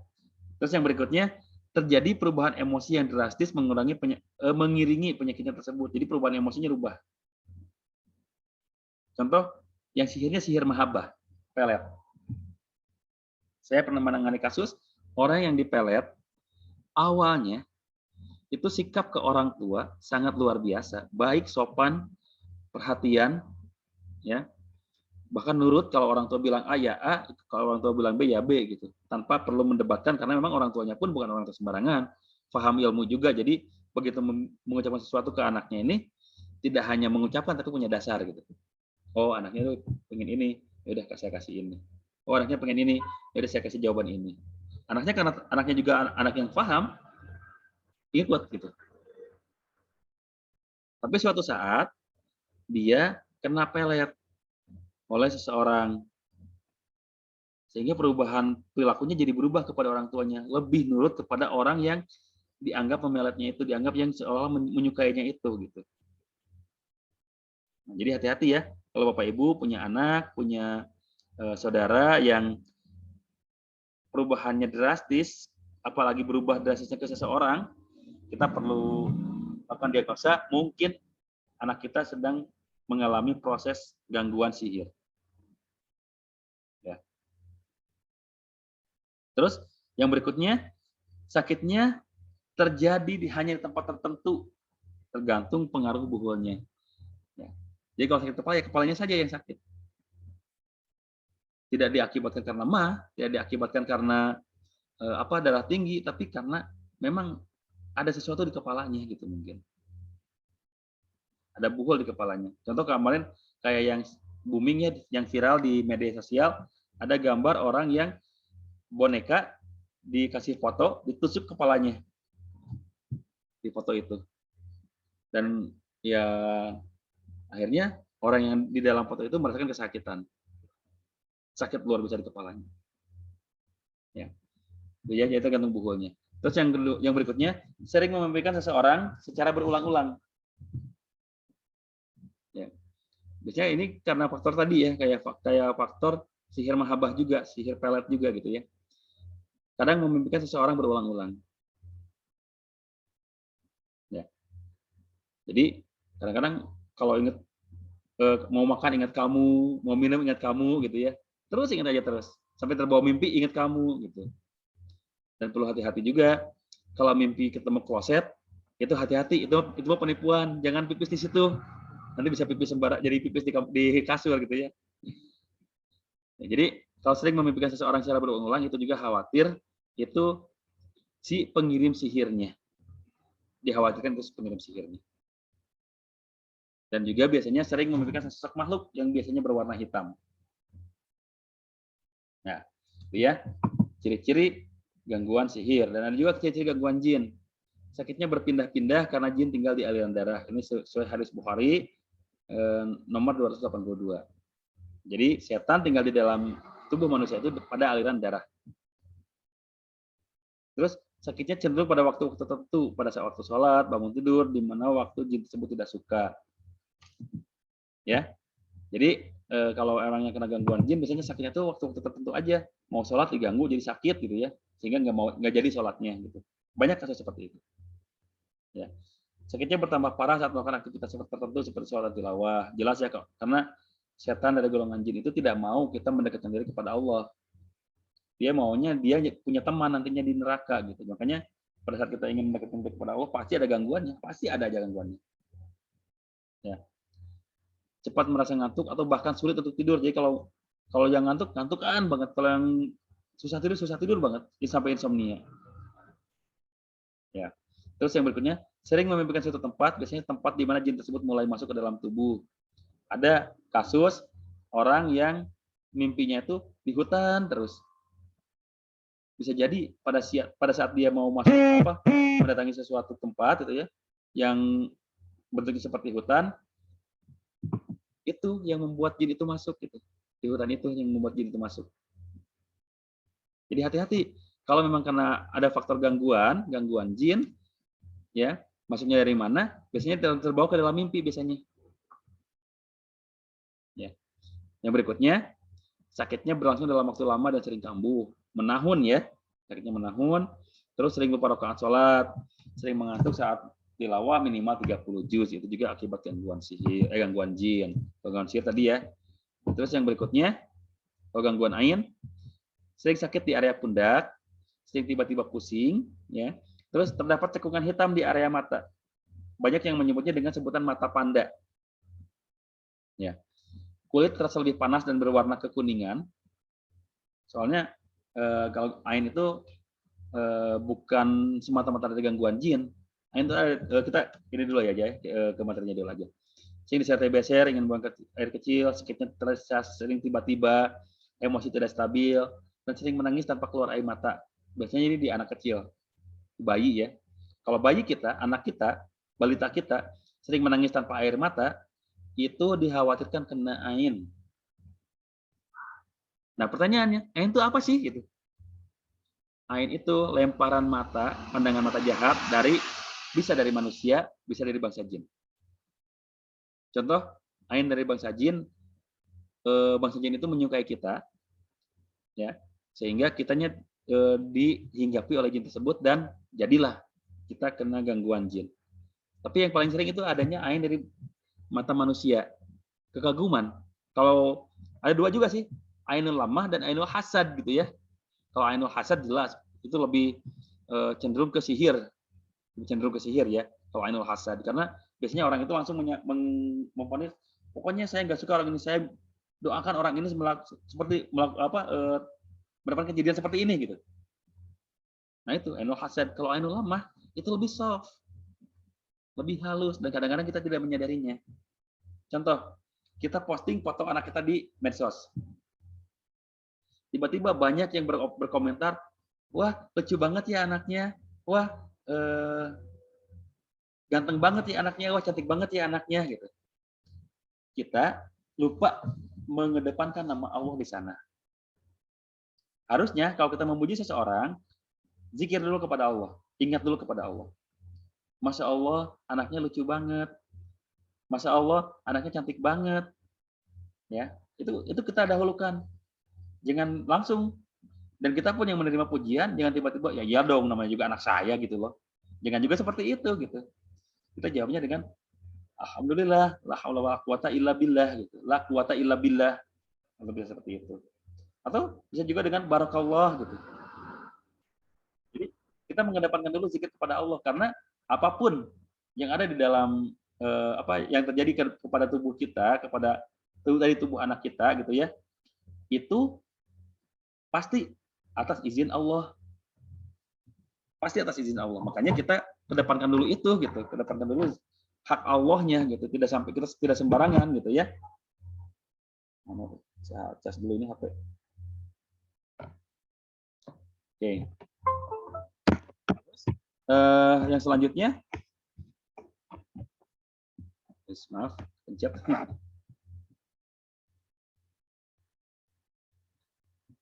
Oke, yang selanjutnya saya share screen lagi ya. Ulangi share screen-nya. Saya kepencet barusan. Tadi akibat ain ya, akibat ain. Jadi hati-hati, justru lebih banyak kita itu kena penyakitnya ain. Lebih banyak kita mengalami penyakit ain. Karena ain itu tadi apalagi kalau ain lemah ya, itu soft banget. Halus banget, seolah-olah kita tuh tidak melakukan kesalahan, seolah-olah kita tuh biasa-biasa aja. Tapi ternyata kita malah mendapatkan gangguan itu gitu ya. Jadi hati-hati kepada kita nih terutama orang tua yang punya anak yang masih balita, hati-hati, khawatir anak-anak kita kena ain. Ya. Makanya tadi kalau memang kita apa ya ada pujian dari seseorang kepada anak kita, jangan lupa utamakan dulu memuji berzikir kepada Allah. Alhamdulillah, barakallah, la haula wala quwata illa billah. Ya, contoh penyakit ain dan cara penanganannya nanti kita akan sama-sama bahas ya. Baik, nih yang di Zoom nih, yang di Zoom ini apa yang dilihat nih? Maaf, nih, oke, saya ulangi. Nah, ini yang di Zoom, apa yang dilihat? Coba di chat, ini apa yang dilihat? Saya pengen tahu nih, yang di Zoom lihat apa nih? Oke, saya coba buka chatnya. Oke,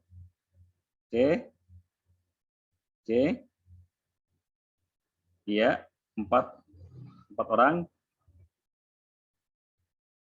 Oke, 5. Nah, 6, 7, 8. Cukup ya? Oke. Jadi mayoritas kita melihatnya itu yang ada di Zoom ya. Kalau yang di Facebook mungkin maaf tidak bisa melihat ya. Yang di Zoom melihatnya ini adalah lingkaran hitam atau titik hitam. Sementara di depan kita tuh ada kotak putihnya, ada ada pemateri di sana yang sedang menyampaikan, ada apa lagi? Ada logo Zoom, ada logo pokoknya aplikasi-aplikasi yang ada di Zoom ya. Tapi kita lebih cenderung melihat yang titik hitamnya aja. Nah, memang sifat manusia itu seperti itu. Kadang-kadang kita melihat kesalahan seseorang itu lebih teliti, lebih detail dibanding kita melihat kebaikannya.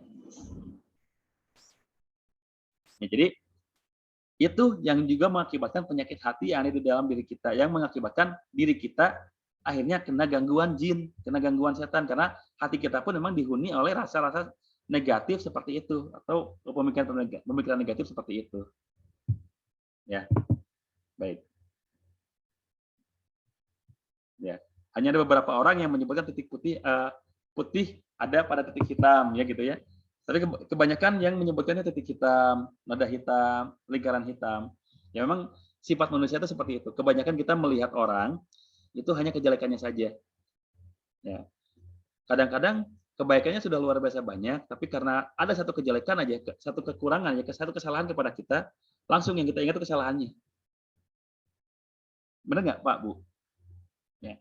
Nah, makanya kita di sini sebagai orang yang memahami ruqyah nantinya, mari kita sama-sama perbaiki pola pikir kita untuk menjadi lebih positif. Di sini warna putihnya jauh lebih banyak dibanding warna hitamnya. Tapi kita lebih fokus kepada warna hitam. Itu yang menjadi permasalahan. Ya. Oke. Baik. Dan yang selanjutnya. Selanjutnya di sini metode ruqyah yang akan saya share adalah metode ruqyah spiritual movement. Jadi spiritual movement itu adalah mengajak kolbu kita untuk bergerak. Bergeraknya move gitu, move on, move-nya ke atas gitu. Jadi supaya tidak bergantung kepada peruqyah, tapi nantinya orang itu bisa mengandalkan diri sendiri gitu. Bisa mengandalkan diri sendiri, ya. Hanya dia dan Allah saja yang bisa menyelesaikannya gitu. Hanya berharap seperti itu. Makanya kita mengajaknya spiritual movement. Jadi dalam spiritual movement itu kita lebih intens mengajak seseorang untuk bisa bermuhasabah. Ya, bisa bermuhasabah, mohon maaf dari kesalahan-kesalahannya, dan mentazkiyah, membersihkan kolbunya, tazkiyatun nafs, ya. Itu yang lebih baik dalam ruqyah. Jadi reaksi setelah ruqyah yang paling baik itu seperti apa sih? Reaksi setelah ruqyah yang paling baik itu adalah yang pertama, ibadahnya jadi lebih rajin, kepribadiannya menjadi lebih baik, ya, amalan-amalannya menjadi lebih super. Nggak peduli sih kita sebetulnya kalau habis diruqyah itu jinnya keluar atau belum gitu ya. Kita nggak peduli, toh mereka itu sebetulnya makhluk gaib yang kita sendiri nggak bisa melihat gitu. Toh mereka masuk pun kita nggak tahu, orang tersebut kan nggak merasakan. Ya, mereka keluar pun kita nggak perlu tahu dan nggak perlu merasakan juga. Ya sudah, keluar saja. Yang penting cara mereka keluar itu dengan cara yang baik, dengan kita memperbaiki diri kita sendiri gitu. Ya, dengan kita lebih baik lagi gitu.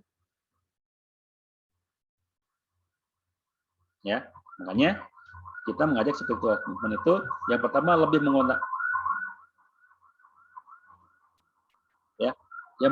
mengutamakan tazkiyah, yang kedua mengutamakan muhasabah. Itu yang ada dalam ruqyah. Yang paling tepat itu ruqyah dengan cara seperti itu. Tazkiyah dan muhasabah itu yang paling tepat, ya. Makanya saya mengajak ruqyah itu spiritual movement, mengajak kolbu kita bergerak. Nah, itu sama aja dengan tazkiyah dan muhasabah. Ya sama aja, cuma saya punya istilah sendiri aja gitu.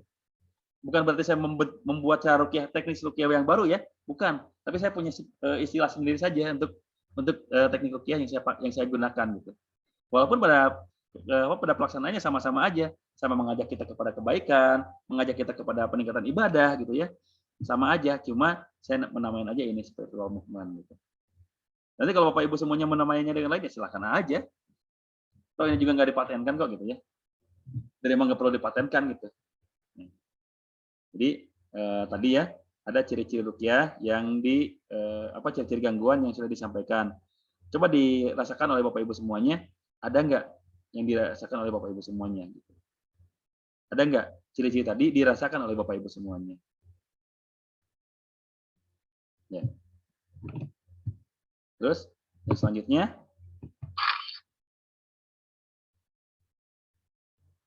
nah ini saya ambil dari bukunya Ustadz Nadif Khailani ya, Ibarat Lalat dan Sampah. Kenapa kita menyebutnya ibarat lalat dan sampah? Karena kita beranggapan jin itu adalah lalatnya, setan itu adalah lalatnya, dan sumber masuknya setan ke dalam tubuh kita adalah sampahnya. Apa sampahnya? Dosa kita, kesalahan kita. Loh kok bisa? Iyalah, iman manusia itu naik turun, nggak mungkin stabil. Makanya wajar pada saat iman kita menurun, setan masuk ke dalam tubuh kita. Tapi Allah sudah mengajarkan untuk bisa menghindarkan kita supaya iman kita ditetapkan iman dan Islam kita gitu. Ya doanya pun ada gitu. Ditetapkan iman dan Islam kita. Tapi yang penting di sini poinnya adalah iman manusia itu naik turun dan sangat memungkinkan siapapun bisa kena gangguan, bisa dimasuki oleh lalat di situ. Setiap manusia pasti punya dosa. Jadi sangat mungkin dosa itu yang menjadi pintu masuknya bangsa jin masuk ke dalam tubuh kita. Makanya supaya lebih maksimal hasil ruqyahnya, bukan kita berfokus kepada lalatnya, ya. Jangan kita berpikir ya udah kita usir aja lalatnya, sampahnya kita nggak bersihkan. Makanya tadi spiritual movement dengan mentazkiyah dan muhasabah gitu. Bersihkan sampahnya dari dalam kolbu kita. Baru kalau sudah bersih sampahnya, insya Allah ya si lalat-lalat ini nggak mau masuk lagi karena nggak ada yang menarik buat dia. Ya, jadi pada hakikatnya jin masuk ke dalam tubuh kita, sihir bisa masuk ke dalam tubuh kita, pasti ada yang membuatnya masuk. Contohnya tadi dosa kita, kesalahan kita, perasaan negatif kita, ya pemikiran negatif kita. Contohnya tadi ya melihat titik hitam, kita lebih fokus ke titik hitamnya, nggak ke yang putihnya gitu. Ya, gitu ya. Jadi kita fokusnya jangan ke lalatnya, fokusnya ke sampahnya gitu. Kita buang sampahnya, baru lalatnya nggak mau masuk lagi. Nah, terus yang berikutnya sama juga sebetulnya prinsipnya. Kalau ibarat diri kita, kolbu kita adalah lumbung padi dan di situ ada tikusnya, ya kita pun berpikir jangan membuat lumbung padinya terbakar. Tapi bagaimana si tikus itu bisa keluar gitu? Mungkin dengan menaruh jebakan tikus, mungkin dengan membuat hal-hal yang bisa menarik tikus itu keluar gitu ya. Racun tikus mungkin seperti itu. Jadi tidak membuahkan lumbung padinya gitu. Jadi dalam kolbu kita pun masih ada keimanan di sana. Ada keislaman di sana. Kalau kita bakar lumbung padinya, khawatirnya keimanan dan keislaman kita pun ikut terbakar juga gitu. Ya. Terus dalam spiritual movement ruqyah ini ada 3 tahapan, ya. 4 tahapan yang harus kita lakukan. Yang pertama kita diagnosa, ya. Mendiagnosa apakah diri kita sedang mengalami gangguan jin atau tidak, mengalami gangguan setan atau tidak, atau karena faktor psikologis. Yang kedua tazkiyah, sucikan diri kita dengan benar-benar menghilangkan gangguan yang ada di dalam diri kita yang dengan cara muhasabah. Pertama minta maaf kepada Allah atas dosa-dosa kita, taubatan nasuha atas dosa-dosa kita, atas kesalahan-kesalahan kita, baru melakukan ruqyah mandiri. Nah setelah itu insya Allah gangguan yang ada di dalam diri kita akan hilang. Itu ya poin spiritual movement sebetulnya seolah sederhana gitu ya, cuma diagnosa, tazkiyah, muhasabah, ruqyah mandiri. Seolah sederhana, tapi dalam aplikasinya luar biasa. Untuk kita bisa muhasabah aja gitu. Apalagi sampai taubat nasuha gitu ya. Itu diperlukan kekuatan ekstra. Itu diperlukan keinginan yang penuh kesabaran gitu. Karena bertobat gampang. Tapi istiqomah di dalam taubat itu yang luar biasa. Berhijrah itu mudah, tapi istiqomah di jalan hijrah itu yang susah. Ya. Terus yang selanjutnya,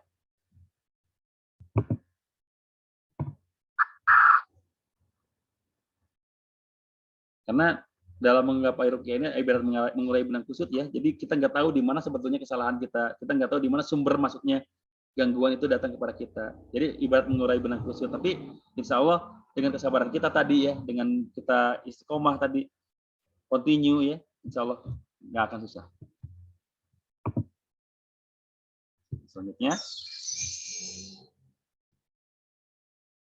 nah ini tutorial untuk ruqyah mandiri. Yang pertama, rutinkan sholat berjamaah. Ini buat ikhwan tentu ya. Kalau yang akhwat kan emang dianjurkannya sholatnya di rumah. Kalau yang ikhwan, jelas utamakan sholat berjamaah tepat waktu di masjid. Utamakan itu. Yang kedua, perbanyak tilawah. Karena semakin kita memperbanyak tilawah, insya Allah jin-jin yang ada di dalam tubuh kita semakin tidak nyaman. Semakin tidak merasa tenang di dalam tubuh kita. Ingin keluar aja bawaannya. Kalau sholat berjamaah tadi gimana? Sholat berjamaah itu adalah cara kita bisa lebih khusyuk dalam sholat. Soalnya kalau sholat sendiri, saya yakin banyak sekali gangguannya. Lupa rakaat pun sering. Tapi kalau sholat berjamaah, kita lupa rakaat, yang lain bisa mengingatkan. Ya. Terus tilawah, tadi tilawah dengan memperbanyak kita membaca ayat Al-Quran, dengan memperbanyak membaca kalam-kalam Allah, gitu ya. Insya Allah, jin-jin yang ada di dalam tubuh kita itu kan tidak nyaman. Ingin keluar dengan segera, gitu. Perbanyak saum sunnah. Kenapa? Karena dengan perut kekenyangan itu biasanya jin juga betah di situ gitu. Ya. Dan jelas dengan saum kesabaran kita terjaga, nafsu kita terjaga, setan-setan itu terbelenggu. Terus yang berikutnya jaga wudhu. Jaga wudhu. Karena dengan kita berwudhu, kita suci tubuh kita gitu ya dari hadas kecil. Gangguan yang asalnya mungkin akan datang, insya Allah akan terlindungi, akan terhalang oleh wudhu kita, oleh benteng yang kita bentuk sendiri dengan air wudhu itu. Gitu. Dan sebisa mungkin jaga wudhu itu setiap saat. Tidak cuma mau sholat aja ya, usahakan sih setiap saat kita punya wudhu. Kan mungkin batal, ya iyalah. Kita pasti batal wudhu gitu. Cuman kan kalau kita batal ya kita bisa wudhu lagi gitu. So, kita kan selama ini tinggal di daerah yang nggak kekurangan banget air gitu.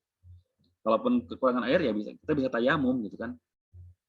Setidaknya kita senantiasa berada dalam keadaan suci supaya menghindari gangguan yang mungkin akan datang ke dalam tubuh kita. Baca Al-Masirot, karena dalam Al-Masirot itu jelas ada dibacakan ayat kursi gitu ya contohnya. Dan begitu kita membacakan ayat kursi di subuh ya, di waktu sebelum terbit matahari, maka kita akan terjaga dari gangguan setan, dari gangguan jin, dari mulai subuh sampai asar, dari mulai pagi sampai sore, sampai petang. Dan begitu kita membaca Al-Masirot setelah asar gitu ya, di waktu petang, maka kita akan terjaga semalaman penuh dari gangguan setan dan gangguan jin. Dan yang berikutnya, memperbanyak sedekah. Jadi untuk orang yang ingin terhindar dari gangguan jin, silakan perbanyak sedekahnya. Sedekah boleh kemana saja, sedekah boleh ke siapa saja gitu ya. Yang penting mau besar mau kecil, yang penting ikhlas. Lebih baik sedekah itu besar tapi ikhlas daripada kecil tidak ikhlas, itu aja. Ya. Itu prinsip dalam sedekah itu, lebih baik besar tapi ikhlas daripada kecil tidak ikhlas itu. Karena mau besar ataupun kecil, kemanfaatannya bisa aja sama gitu. Yang penting ikhlasnya. Contoh, kita nyumbang besar ke orang yang memang membutuhkan dana besar. Ya kemanfaatannya segitu-gitu aja, tapi kita menyumbang seadanya ke orang yang hanya butuh buat makan. Ya, insya Allah itu juga bisa bermanfaat. Gitu. Nah, jadi sebisa mungkin sih sedekah itu ekstrim ya untuk kelancaran kita dalam beribadah gitu ya. Sebisa mungkin sedekah itu ekstrim. Gimana sedekah ekstrim? Jadi sedekah ekstrim itu memberikan sesuatu yang benar-benar kita sayangi, yang benar-benar kita nggak mau keluarkan. Itu kunci sedekah. Dan Allah sudah janjikan, dengan kita bersedekah, maka harta kita akan bertambah, tidak akan berkurang. Ya. Tadi di link yang saya share, itu saya sudah tuliskan juga nomor rekening yayasan yang menjadi tempat kami. Ya di situ saya sebagai ketuanya. Karena kan kalau yayasan kan tidak bisa diambil sendiri ya, harus diambil berdua dengan bendahara gitu ya. Makanya sengaja saya kasih link itu untuk nomor yayasan, termasuk pelatihan di Zoom ini pun. Kenapa saya pakai rekening yayasan? Karena saya ingin menggunakannya sebagai lebih bermanfaat lagi kepada umat gitu. Ya. Jadi kalau kemarin ada yang bilang, wah Masya Allah ini pelatihannya murah banget, silahkan ditambah itu untuk ditambah aja investasinya, bayarannya, biayanya, karena nantinya akan digunakan untuk kemanfaatan umat. Gitu. Karena rekening yang saya share di link itu merupakan rekening yang biasa kita gunakan untuk berdonasi kepada mereka yang membutuhkan. Dan biasa juga dari rekening itu keluar masuknya uang itu digunakan untuk memang kemaslahatan umat. Kita pernah melaksanakan sampai ke perbaikan musola, perbaikan masjid, berbagi Al-Quran dengan donasi melalui rekening itu. Jadi bagi Bapak Ibu semuanya yang diberikan rezeki lebih, silakan donasikan ke rekening itu. Mudah-mudahan bisa menjadi menjadi ladang amal, memberikan manfaat. Ya. Yang kedua, mudah-mudahan bisa menjadi wasilah untuk sembuhnya Bapak Ibu semuanya dari penyakit yang selama ini sedang dirasakan. Ya. Jadi silakan disalurkan donasi Bapak Ibu semuanya melalui rekening yang sudah dituliskan di link tadi. Mudah-mudahan tadi bisa menjadi ladang amal bisa menjadi ladang pahala, dan mudah-mudahan bisa menjadi wasilah kesembuhan bila mana Bapak Ibu semuanya sekarang sedang mengalami penyakit. Karena insya Allah sedekah itu bisa, mohon maaf, malum, saya lokasinya pas di pinggir jalan banget, jadi agak kalau ada kendaraan yang agak berisik itu pasti diganggu. Kembali ya, mudah-mudahan Bapak Ibu semuanya punya keluangan rezeki, punya kelapangan rezeki, dan bersedia untuk bersedekah. Silakan sedekahkan atau donasikan melalui rekening yang tadi saya share di link. Insya Allah akan kita gunakan untuk kemanfaatannya untuk kemaslahatan umat. Ya, jadi karena tadi sedekah pun bisa menjadi cara kita untuk ruqyah mandiri. Tidak perlu besar, yang penting ikhlas. Apalagi kalau besar dan ikhlas itu luar biasa. Baik. Cara melakukan diagnosa penyakit non medis, ya.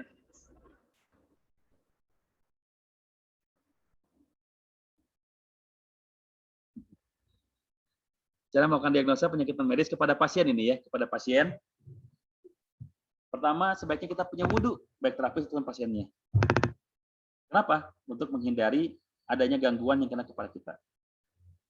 Untuk terapis, sebaiknya melakukan ruqyah mandiri terlebih dahulu.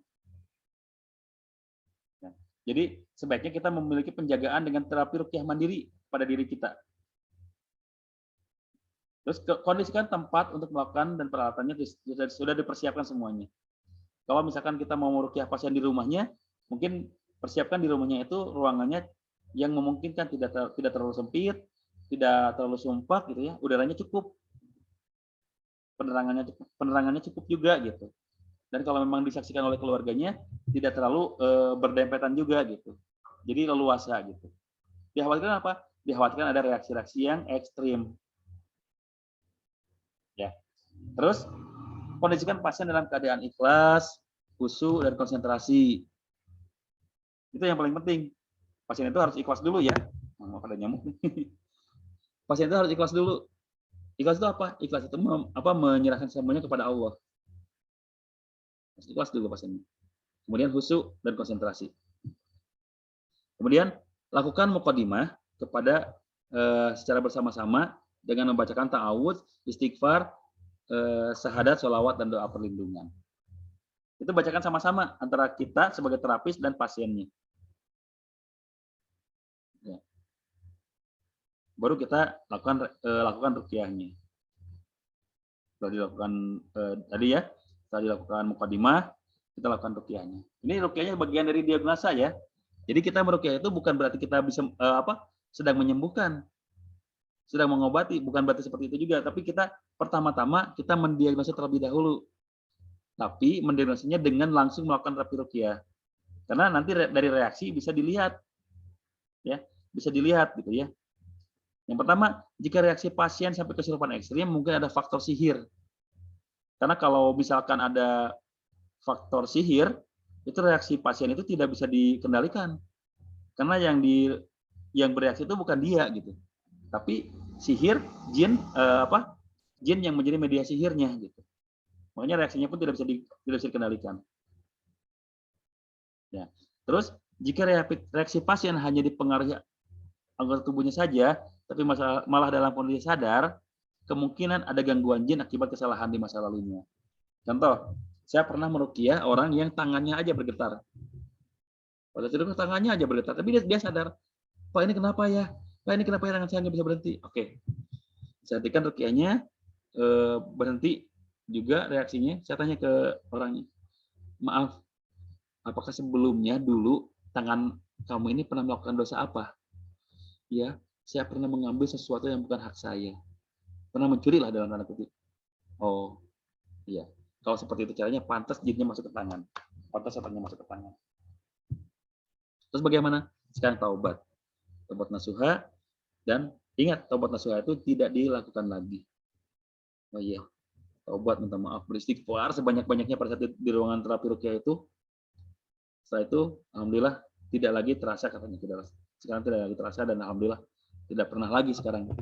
Tidak pernah lagi melakukan hal itu. Ya.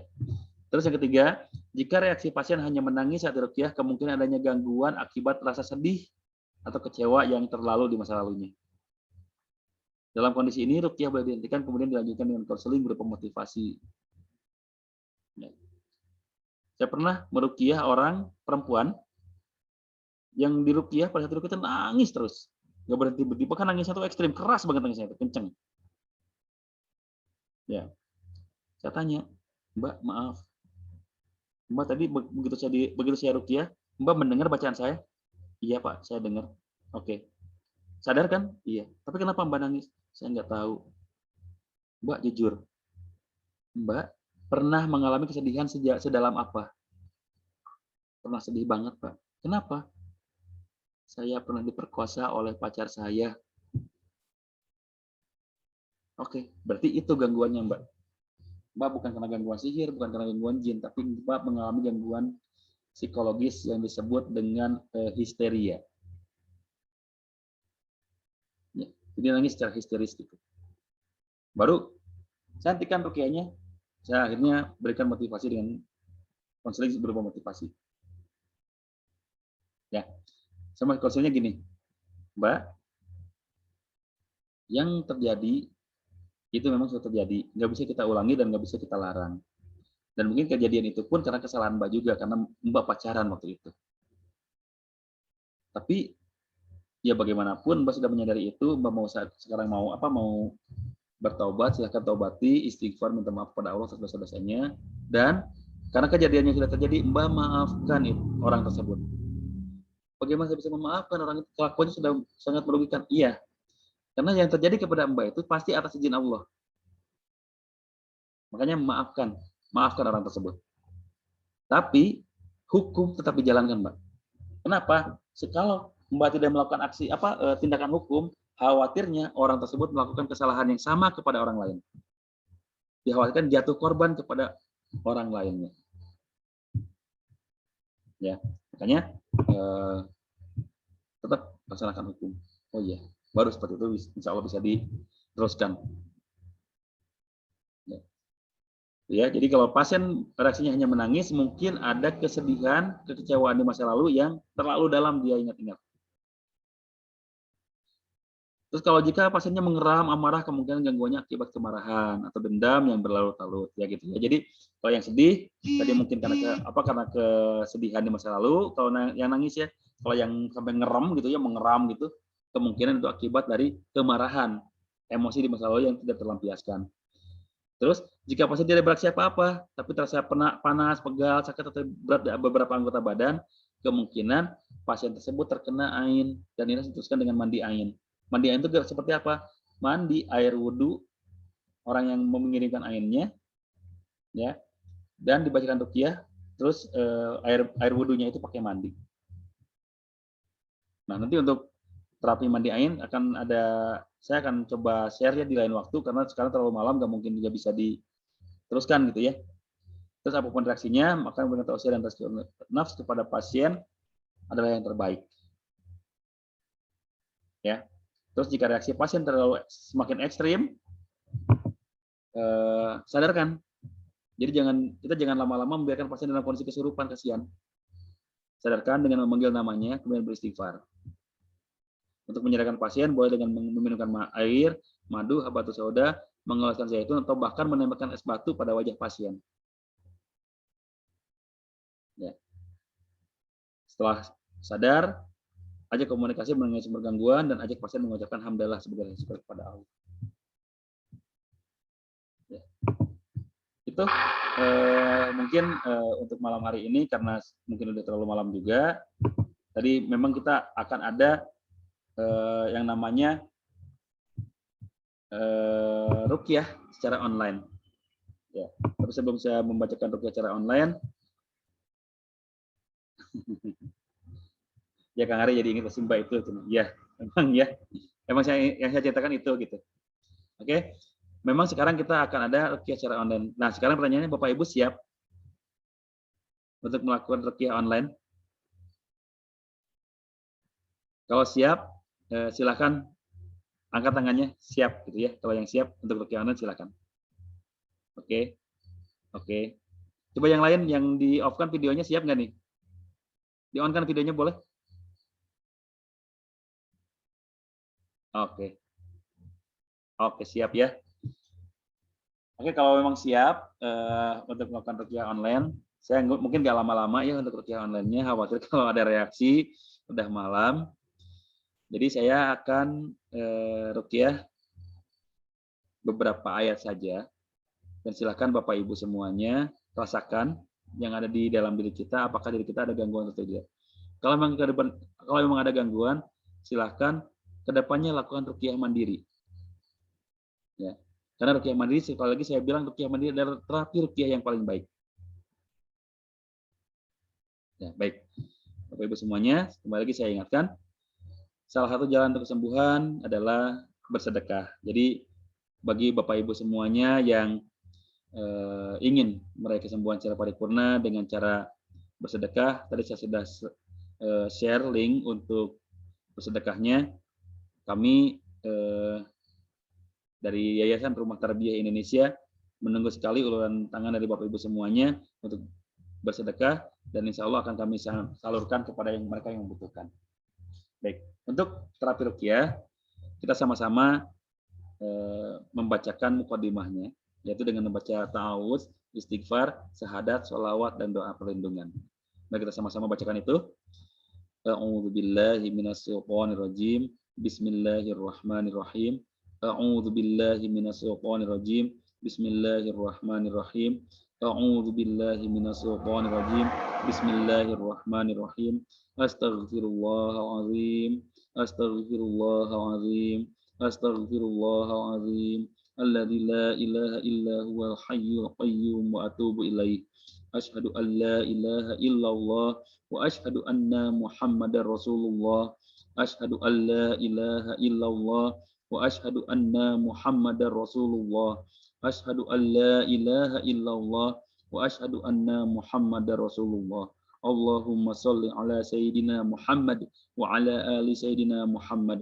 Allahumma shalli ala sayyidina Muhammad wa ala ali sayyidina Muhammad. Allahumma shalli ala sayyidina Muhammad wa ala ali sayyidina Muhammad.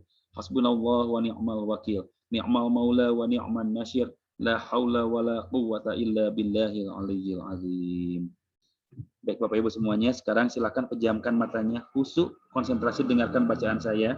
Niatkan di dalam hati untuk membuang seluruh gangguan. Niatkan di dalam hati untuk meminta kesembuhan kepada Allah. Kalaupun Bapak Ibu semuanya hafal ayat ataupun surat yang saya bacakan, tidak usah mengikuti, cukup dengarkan saja. Niatkan dalam hati bacaan ini menjadi penghujam, menjadi pengganggu, menjadi penghancur jin-jin yang ada di dalam tubuh Bapak Ibu semuanya yang mengalami gangguan. Jadi silakan Bapak Ibu semuanya persiapkan semuanya, persiapkan kolbunya untuk mengusir jin-jin dan sihir-sihir yang ada di dalam diri Bapak Ibu semuanya. Siap? Saya akan mulai bacakan dan rasakan bagaimana reaksinya terhadap Bapak Ibu semuanya. A'udzu billahi minasyaitonir rajim. A'udzu billahi minasyaitonir rajim. A'udzu billahi minasyaitonir rajim. Bismillahirrahmanirrahim. Alhamdulillahi rabbil alamin. Ar-Rahmanir-Rahim. Maliki yaumiddin. Iyyaka na'budu wa iyyaka nasta'in. Ihdinas siratal mustaqim. Siratal ladzina an'amta 'alaihim ghairil maghdubi 'alaihim waladdallin. Bismillahirrahmanirrahim. Bismillahirrahmanirrahim. Bismillahirrahmanirrahim. Bismillahirrahmanirrahim. Min kulli yudhik wa min kulli ainil hasadi. Bismillahirrahmanirrahim. Bismillahirrahmanirrahim. Bismillahirrahmanirrahim. Bismillahirrahmanirrahim. Min kulli yudhik wa min kulli ainil hasadi. Bismillahirrahmanirrahim. A'udzu bikalimatillahi tammati min kulli syaitanir wa hammah wa min kulli ainil lammah. A'udzu bikalimatillahi tammati min kulli syaitanir wa hammah wa min kulli ainil lammah. A'udzu bikalimatillahi tammati min kulli syaitanir wa hammah wa min kulli ainil lammah. Aina ma takunu yati bikumullahu jami'a. Innallaha ala kulli syai'in qadir. Aina ma takunu yati bikumullahu jami'a. Innallaha ala kulli syai'in qadir. Aina ma takunu yati bikumullahu jami'a. Innallaha ala kulli syai'in qadir. Bismillahilladzi la yadurru ma'asmihi syai'un fil ardi wala fis sama'i wa huwas sami'ul alim. Bismillahilladzi la yadurru ma'asmihi syai'un fil ardi wala fis sama'i wa huwas sami'ul alim. Ukhruju ya masyarul jin. Ukhruju adallah. Ukhruju adallah. Ukhruju adallah. Keluar ya masyarul jin. Siapapun kalian yang berada di dalam tubuh hamba-hamba Allah ini, keluar. Siapapun kalian yang mengganggu hamba-hamba Allah ini, keluar. Hentikan kezaliman kalian. Karena ketika saya mulai bacakan ayat Al-Quran, kalian akan merasakan sakit yang luar biasa, kalian akan merasakan panas yang luar biasa. Karena ayat Al-Quran ini merupakan sifat, merupakan bala tentara Allah yang akan menghancurkan kalian ya ma'asyiral jin. A'udzu billahi minas syaitonir rajim. Bismillahirrahmanirrahim.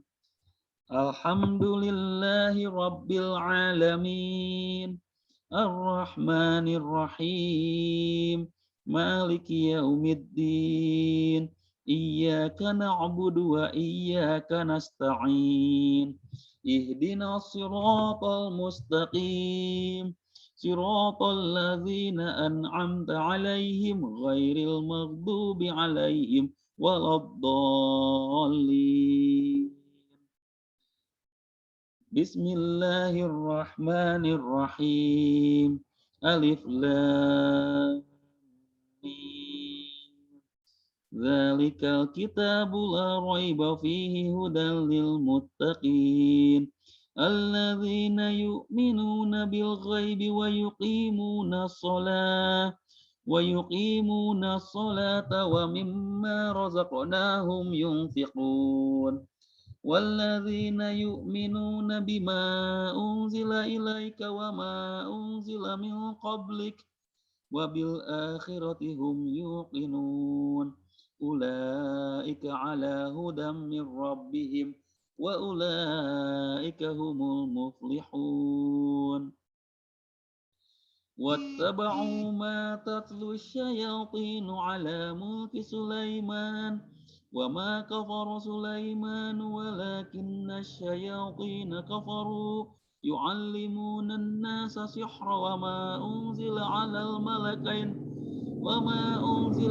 الْمَلَكَيْنِ بِبَابِيلَ هَارُوتَ وَمَارُوتَ وَمَا يُعَلِّمَانِ مِنْ أَحَدٍ حَتَّى يَقُولَا إِنَّمَا نَحْنُ فِتْنَةٌ فَلَا تَكْفُرْ وَيَتَعَلَّمُونَ مِنْهُمَا مَا يُفَرِّقُونَ بِهِ بَيْنَ الْمَرْءِ وَزَوْجِهِ وَمَا هُمْ بِضَارِّينَ بِهِ مِنْ أَحَدٍ إِلَّا بِإِذْنِ اللَّهِ وَيَتَعَلَّمُونَ مَا يَضُرُّهُمْ وَلَا يَنفَعُهُمْ وَلَقَدْ عَلِمُوا لَمَنِ اشْتَرَاهُ مَا لَهُ فِي الْآخِرَةِ مِنْ خَلَاقٍ وَلَبِئْسَ مَا شَرَوْا بِهِ أَنفُسَهُمْ لَوْ كَانُوا يَعْلَمُونَ اللَّهُ لَا إِلَهَ إِلَّا هُوَ الْحَيُّ الْقَيُّومُ لَا تَأْخُذُهُ سِنَةٌ وَلَا نَوْمٌ لَهُ مَا فِي السَّمَاوَاتِ وَمَا فِي الْأَرْضِ مَنْ ذَا الَّذِي يَشْفَعُ عِنْدَهُ إِلَّا بِإِذْنِهِ يَعْلَمُ مَا بَيْنَ أَيْدِيهِمْ وَمَا خَلْفَهُمْ وَلَا يُحِيطُونَ بِشَيْءٍ مِّنْ عِلْمِهِ إِلَّا بِمَا شَاءَ وَسِعَ كُرْسِيُّهُ السَّمَاوَاتِ وَالْأَرْضَ وَلَا يَئُودُهُ حِفْظُهُمَا وَهُوَ الْعَلِيُّ الْعَظِيمُ لِلَّهِ مَا فِي السَّمَاوَاتِ وَمَا فِي الْأَرْضِ وَإِن تُبْدُوا مَا فِي أَنفُسِكُمْ أَوْ تُخْفُوهُ يُحَاسِبْكُم بِهِ اللَّهُ وَيَغْفِرُ لِمَن يَشَاءُ وَيُعَذِّبُ مَن يَشَاءُ وَاللَّهُ عَلَى كُلِّ شَيْءٍ قَدِيرٌ آمَنَ الرَّسُولُ بِمَا أُنْزِلَ إِلَيْهِ مِن رَّبِّهِ وَالْمُؤْمِنُونَ كُلٌّ آمَنَ بِاللَّهِ وَمَلَائِكَتِهِ وَكُتُبِهِ وَرُسُلِهِ لَا نُفَرِّقُ بَيْنَ أَحَدٍ مِّن رُّسُلِهِ wa qalu sami'na wa ata'na ghufranaka rabbana wa ilaikal masyir.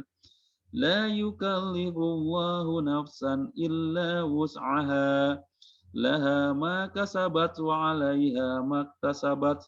Rabbana la tu'akhidna in nasina aw akhtana.